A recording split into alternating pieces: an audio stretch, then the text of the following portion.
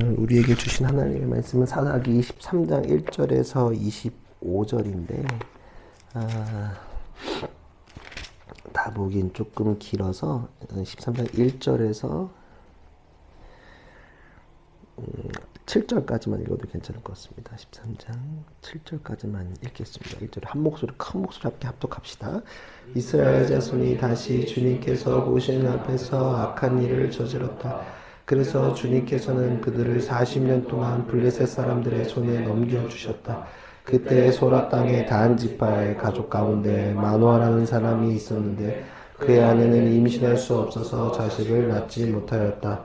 주님의 천사가 그 여인에게 나타나 말하였다. 보아라, 임신할 수 없어서 아이를 낳지 못하였으나 이제는 임신하여 아들을 낳게 될 것이다. 그러므로 이제부터 조심하여 포도주나 독한 술을 마시게 말하라. 부정한 것은 어떤 것도 먹어서는 안 된다. 내가 임신하여 아들을 낳을 것인데 그 아이의 머리에 면도칼을 대어서는 안 된다. 그 아이는 모태에서부터 이미 하나님께서 바쳐질 나신 사람이기 때문이다. 바로 그가 이스라엘 사람의 손에서 이스라엘을 구하는 일을 시작할 것이다. 여인은 곧바로 남편에게 가서 말하였다. 하나님의 사람이 나에게 오셨는데 그분의 모습이 하나님의 천사의 모습과 같아서 너무나 두려웠습니다. 그래서 나는 그분이 어디서 오셨는지 감히 묻지도 못하였고 또 그분도 나에게 자기 이름을 일러주지 않았습니다. 그런데 그분이 내게 말하기를 내가 임신하여 아들을 낳을 것이니 이제부터 포도주와 독한 술을 마시지 말고 부정한 것은 어떤 것도 먹어서는 안 된다고 말했습니다.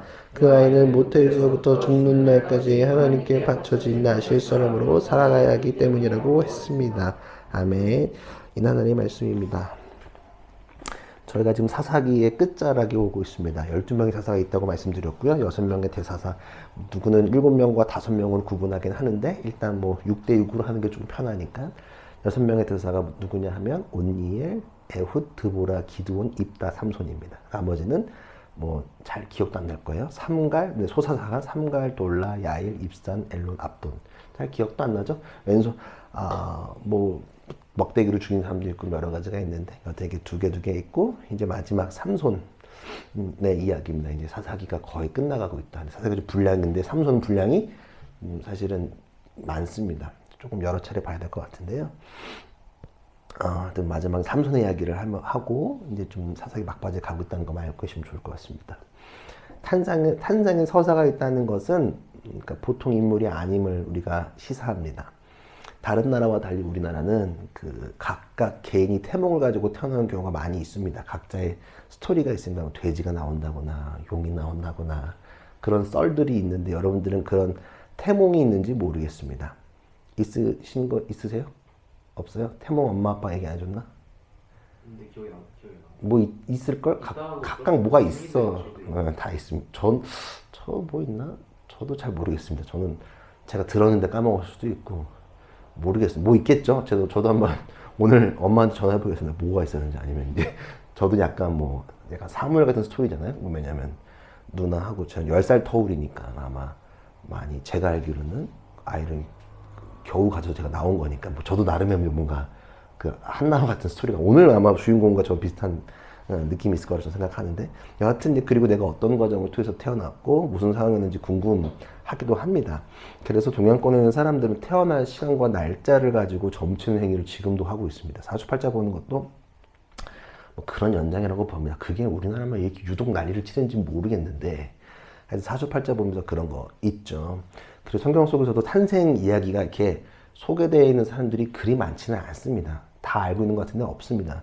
예를 들어 구약에서는 야곱, 모세, 삼손 정도만 어떻게 태어났다는 소개하고 있습니다. 나머지 없습니다. 신약에서는 세례 요한과 예수님밖에 없습니다. 그러니까 탄생의 이야기가 있는 게 많이 없다. 성경에 많은 인물이 나오는 그리 많지 않다. 그러니까 되게 특별하다는 것을 우리가 알 수 있습니다. 야곱의 경우는 그가 형의 뒷발꿈치를 잡고 태어났다는 정도만 소개되어 있습니다. 그 디테일하게는 소개되어 있지 않고요. 믿음의 조상 아브라함도 탄생 얘기 없고 다윗의 출생도 소개되어 있지 않고 있습니다. 그러니까 다윗이 어떻게 태어났는지는 소개가 되어 있지 않습니다. 그리고 바울도 그렇습니다. 이에 비해서 삼손은 꽤 많은 분량을 가지고 한 장을 할애해서 소개되고 있다는 게 굉장히 특별합니다. 그러니까 삼손이 태어날 때 얼마나 많은 것들을 태어나고 있는지 우리가 생각해 볼 수 있겠죠. 되게 좀 중요하다. 그래서 히브리서는 믿음의 조상에도 낍니다. 삼손 얘기를 하거든요. 히브리서에서. 근데 이게 근데 이게 100% 반반, 약간 삼손은 우리가 해석하기에 100% 좋다 나쁘다 말하자면 반반 섞인 사람입니다. 삼손의 탄생은 배경은 이러합니다. 2절 3절을 보면 여러분 성경책 계속 보십시오. 그때 소라 땅의 단지파 가족 가운데 마누아라는 사람이 있었는데 그 아는 임신할 수 없어 자식을 낳지 못하였다.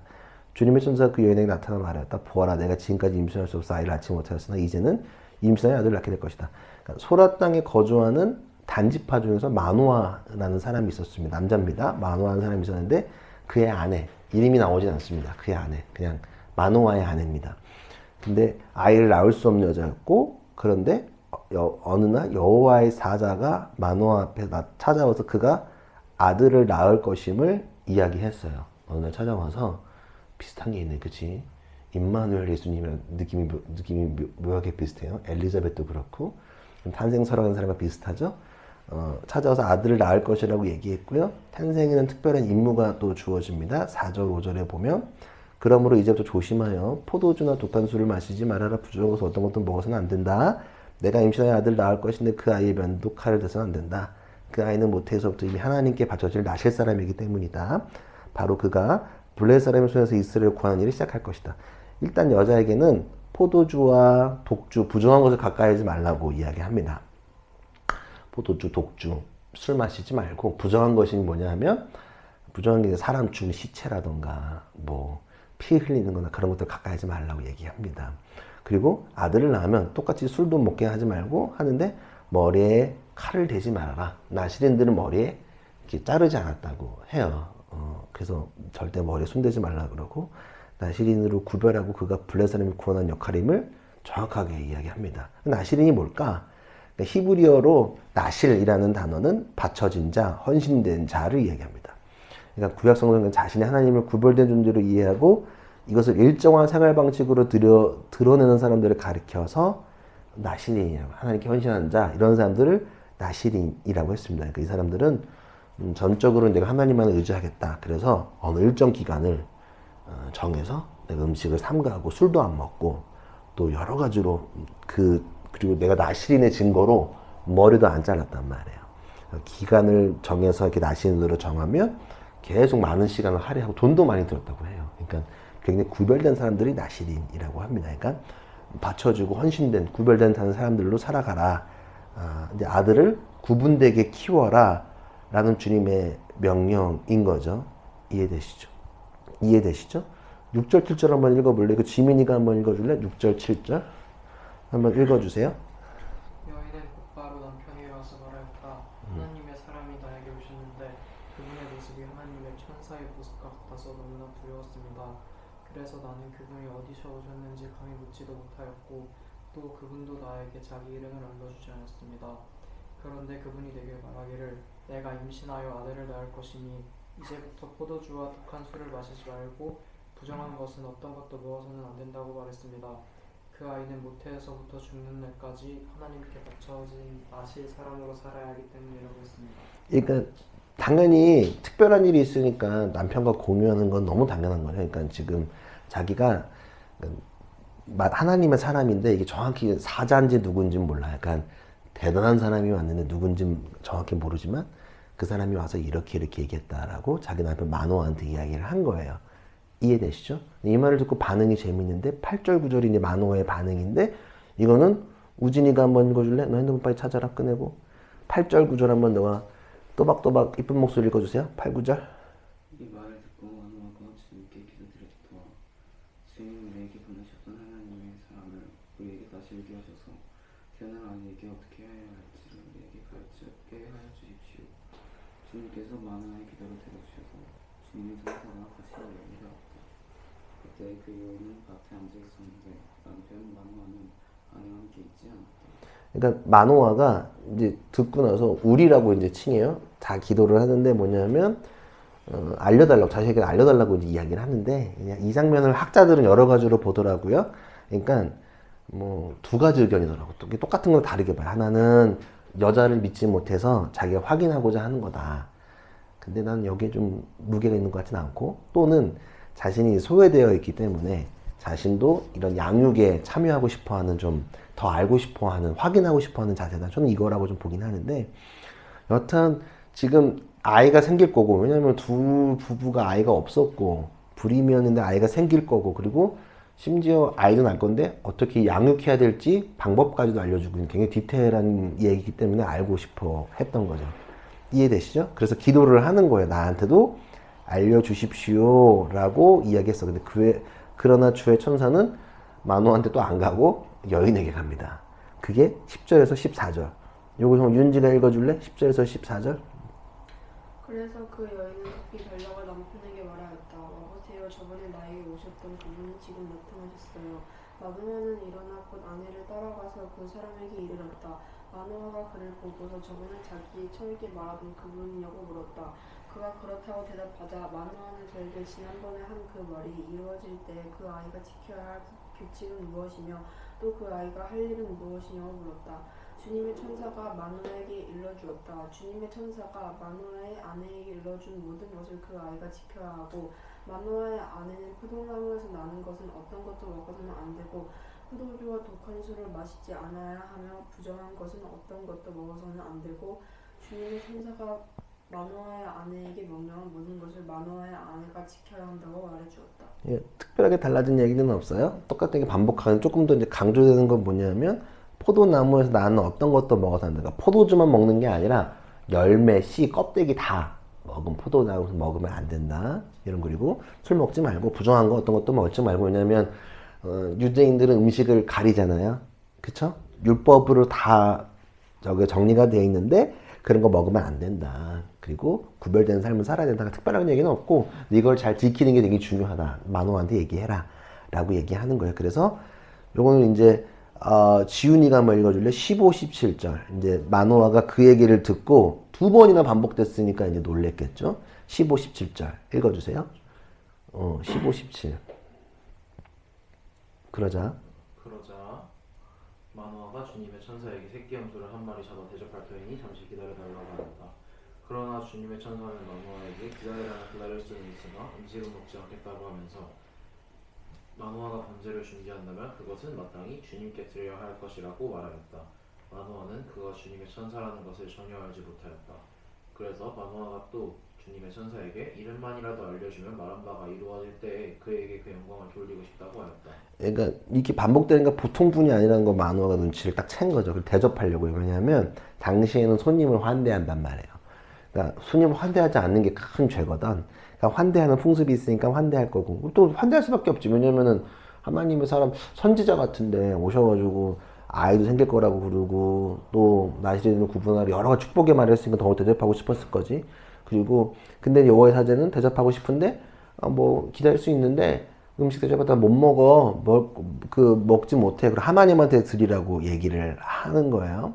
왜냐하면 마노아는 지금까지 여호와의 사자를 단지 사람으로만 인지하고 있기 때문에, 여호와의 사자 혹은 천사라고 봤을 때 인지하고 있지 못하기 때문에, 그러니까 예언자 정도만 이해하고 있는 거예요. 그렇죠? 그래서 이제 마노아가 이름을 묻는 거예요. 그러면 이름이 무엇입니까? 라고 묻는 거예요. 보통 우리 그런 거 아시죠? 아까도 예비 오징어 게임 같은 거 얘기했는데, 오징어 게임, 영화 등등 주인공도 있잖아요. 비밀스러운 주인공도 이름 잘 얘기 안 해주죠? 비밀스럽게 표현하거나 아명을 얘기하거나 별명이나 이니셜을 얘기하는 경우들이 많이 있습니다. 그쵸? 애니메이션 궤도 키드 이름 얘기하고 명함 딱 뿌리고 하잖아. 그쵸? 셜록 같은 거, 아니면 어떤 영화에서도 막 되게 비밀스럽게 일하는 사람들, 뭐 지금도 예컨대 국정원에서 비밀스럽게 일하는 사람들 이름 안 밝히죠?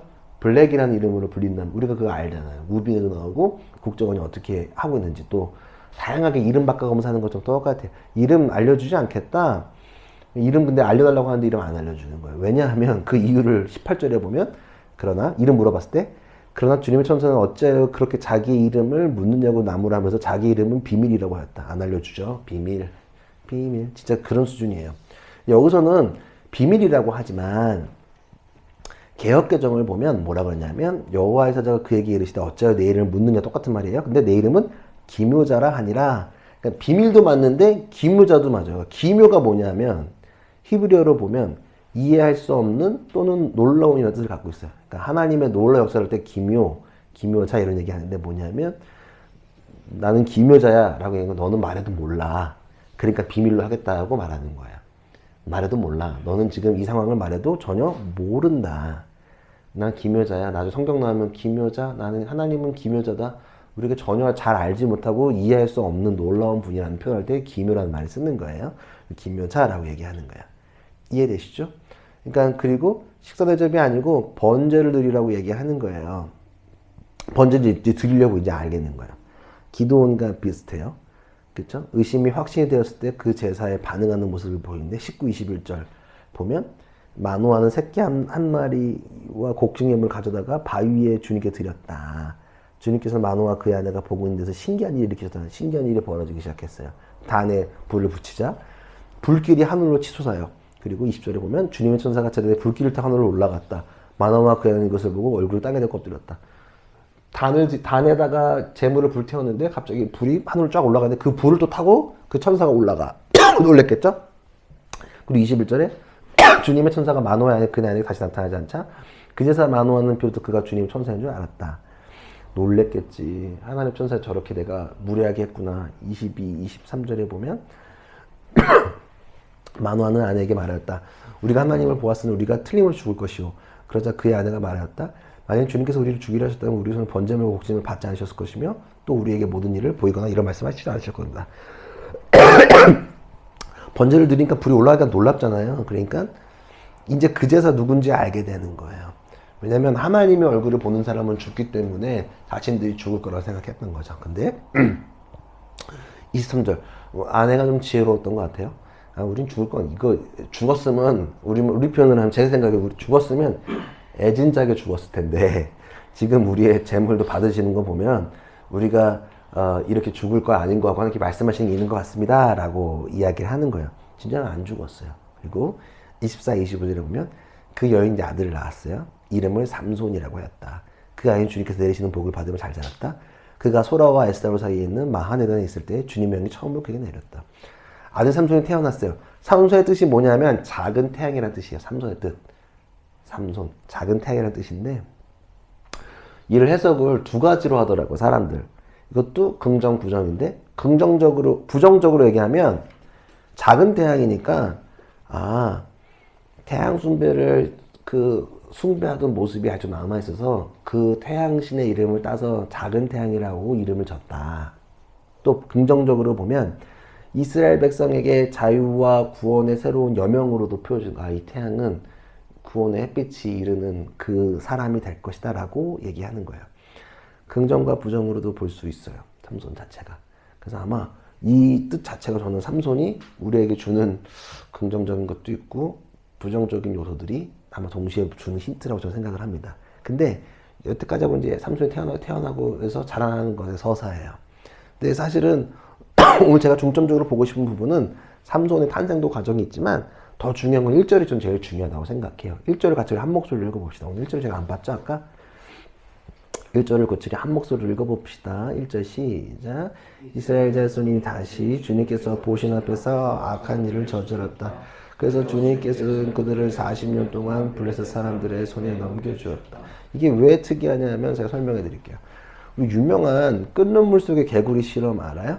학교에서도 설명 많이 했을 텐데 이게 끓는 물 안에서 개구리가 있으면 이게 뜨거워지는지 모르고 그냥 죽는다는 실험이에요. 근데 뜨거운 물을 끓는 물에 개구리를 던지면 놀래가지고 점프를 뛰는데 넣고 개구리를 끓여버리면 나오지 못한다는 거예요. 따가운 뜨뜻한 물에 이렇게 익숙해져가지고 그렇게 죽게 된다는 실험. 근데 이게 되게 오래된 실험이라서 약간 요즘 실험 다시 보면 아니라고 말하는 사람도 있더라고요. 약간 근데 대신 은유적으로 상징하는 시험이란 말이에요. 그렇죠?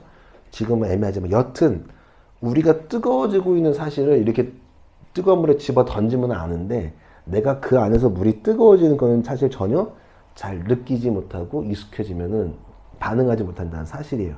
근데 우리의 삶의 죄가 그런 거예요. 죄가 뜨거운 물이라면 우리가 딱 뜨거운 물을 뒤집어 쓰면 이게 뜨거운 물인지 아는데 내가 그 안에서 그 물이 뜨거워지면 이게 죄인지도 모르고 전혀 인지하지 못한다는 사실이에요. 제가 이 말씀을 왜 드리냐면 사사기를 기록하고 있는 저자의 시점에서 이스라엘 사람, 지금까지 이스라엘 사람들의 과정을 보면 이게 지금 죄가 점점 희미해지고 있는 모습을 본다는 거예요. 그냥 그들의 시각에서는 이게 지금 이 사람들이 하고 있는 짓들이 죄가 전혀 문제가 되지 않는다는 거예요. 이해되세요? 앞선 사사들의 우리가 12명의 사사를 11명의 앞에 사사를 봤잖아요. 초반 패턴이 뭔지 아세요? 백성들의 호소와 부르짖음으로 인해서 하나님 사사를 이렇게 세우셨는데 점점점 뒤로 올수록 그런 호소가 나타나지 않는 거예요. 지금도 악을 저지르는데 또 저질렀어. 근데 이 사람들의 시각은 변화가 없어요. 호소하지도 않아. 그리고 자세히 보면 40년 동안 통치를 받을 때 사사기 중에 제일 많은 시간 동안 통치를 받고 있는 거. 앞서는 8년, 7년 이런 식이었는데 점점점 최장기간 지금 블레셋의 통치를 받고 있어요. 자, 우리가 죄는 우리의 양심 따위로 어기는 게 죄가 아니라는 거예요. 우리의 기준을 어기는 게 죄가 아니에요. 공동체의 기준을 어기는 게 죄는 아니에요. 더 중요한 건 뭐냐면 우리에 대한 하나님의 뜻을 어기는 게 죄다. 이해되세요? 단순히 양심을 어기고 어떤 다른 걸 어기는 게 중요한 게 아니라 하나님에 대한 뜻을 어기는 게 죄인데 우리의 뜻 안에 나의 뜻 안에서 하나님의 뜻으로 둔갑되어 있는 것들이 너무나 많다는 거예요. 내가 꼭 법이 되고 이기적인 모습들. 그러니까 내가 자신들이 뜨거운 물 속에 들어있는 사실을 전혀 인지하지 못하고 점점 달궈지고 있는 모습을 볼 수 있어요. 사사기를 통해. 우리도 그렇고 오늘 이스라엘 상태도 그러한 거예요. 이해되세요? 압제를 많이 당하면 노예가 된다 그래요. 노예가 계속 노예가 되면 노예가 돼요. 우리 코끼리들 발에 쇠사슬 묶어놓으면 어렸을 때 묶어놓으면 커서는 이거 뺄 수 있는데 못 뺀다 그러죠. 노예가 되고 있는 거거든요. 근데 친일파들이 일본 패망하고 나서 그랬대잖아요. 일본이 망할 줄 몰랐다. 전혀 알지 못하는 거예요. 이해되세요? 전혀 우리가 인지 못할 수도 있다는 거예요. 우리는 지금 어떤 상태일까 고민해보면 하나님은 우리를 잊으신 적도 없고 버리시지 않는데 우리가 전혀 하나님께 반응하지 못하는 모습을 보일 수도 있다는 거예요. 죄 속에 있지만 죄를 인지하지 못한 모습. 사사기가 그래요. 지금 사사기 초반부터 쭉쭉쭉 오면 지금 마지막 때에 가면은 죄 장기간 쌓여있고 전혀 호소하지 않고 완전히 나락으로 떨어져 있는 모습을 우리는 계속 볼 수 있는 거예요. 이해되시죠? 우리의 모습이 어쩌면 그렇게 그 뜨거운 물 속에 있는 개구리의 모습처럼 있을 수도 있겠다. 이스라엘 딱 그런 모양이에요. 우리 그럼 어떻게 해야 될까 고민하고요. 두 번째, 하나님은 우리를 잊은 적도 잊으신 적도 없다. 고대 여성들에게 출산은 굉장히 중요한 존재 의미예요. 지금 우리나라도 지금 애 안 낳는 것 때문에 걱정이긴 한데 이런 수준의 문제가 아니라 지금은 사실은 여성들이 애를 낳고 싶어도 못 낳는 상황인 거잖아요. 여러 가지로 일도 해야 되고 복잡한 문제 때문에 그런 건데 당시에는 아이를 가지지 못한다는 건 큰 죄 같은 비슷한 거야. 그러니까 여성으로서의 존재 의미가 아이를 가지지 못한다는 걸로 증명이 되는 거야. 쓸모없는 사람이 되는 거란 말이에요. 이 여인이 결혼을 했는데 아이를 못 갖는다는 게 얼마나 슬펐을까. 불명예를 가지고 살아가는 여인에게 하나님이 찾아가셔서 이 여인을 해방시키는 모습을 보인다는 거예요. 하나님이 여러분들 태어날 때부터 보고 계시고 절대로 불명예스럽게 두지 않는 사실을 절대 잊어서는 안 됩니다. 사사 삼손의 통치는 불완전할 거예요. 여기서 또 다 티가 나요. 불완전한 모습 속에 살아갈 거예요. 그리고 이제 왕정의 시대 전 다윗과 여호수아 시대의 그 중간의 그 불완전한 시대를 우리를 보면서 어떤 모습을 볼 수 있는지가 좀 돌아봐야 될 것 같습니다. 우리 지금 어떻게 할까? 이제는 부르짖지 않고 가만히 있는 모습, 죄가 죄인지도 모르고 무식하게 있는 우리의 모습을 다시 한번 돌아보고 나아갔으면 좋겠다는 거예요. 교회에서 죄를 얘기하지 않는 건 굉장히 문제라고 생각합니다. 단 죄를 나는 돌아보지 않고 너의 죄만 얘기한다거나 나는 하지 않고 누군가의 죄를 지적하는 수준의 죄를 인식하는 문제를 얘기하는 게 절대 아닙니다. 이거는 죄니까 너는 안 해. 아니면 율법적으로 해석하라는 죄가 아니라 본질적으로 하나님과의 관계 속에서 완전히 무너져 있는 모습의 그 죄를 이야기하는 것입니다. 어쩌면 우리와 한국교회 한 전 세계에 있는 교회들이 이런 죄 가운데 빠져 있는 건 아닌가 돌아보면 우리도 마찬가지입니다. 죄 속에 있는 거를 뜨거운 물을 확 부어버리면 아는데 점점점 무너져가는 건 우리가 인지하지 못할 수도 있다는 거예요. 그럴 확률이 대단히 농후하다는 사실을 잘 기억했으면 좋겠습니다. 이스라엘 상태가 삼손이 태어나기 전에 이러한 상태였다. 전 이게 좀 무섭더라고요. 사사기를 쭉 함께 오면서 보면 마지막에 보면 전혀 부르짖지도 않고 호소하지도 않고 죄가 죄인지도 모르고 근데 삼손은 하나님께서 그래도 이스라엘 사람을 사랑해서 삼손 사사를 세우시는데 이런 모습을 전에 가지고 있었다. 우리는 어떤 모습인지 한번 고민하면서 하나님께 좀 더 맞추는 우리가 됐으면 좋겠습니다. 우리 함께 기도하며 주님께 나아갑시다.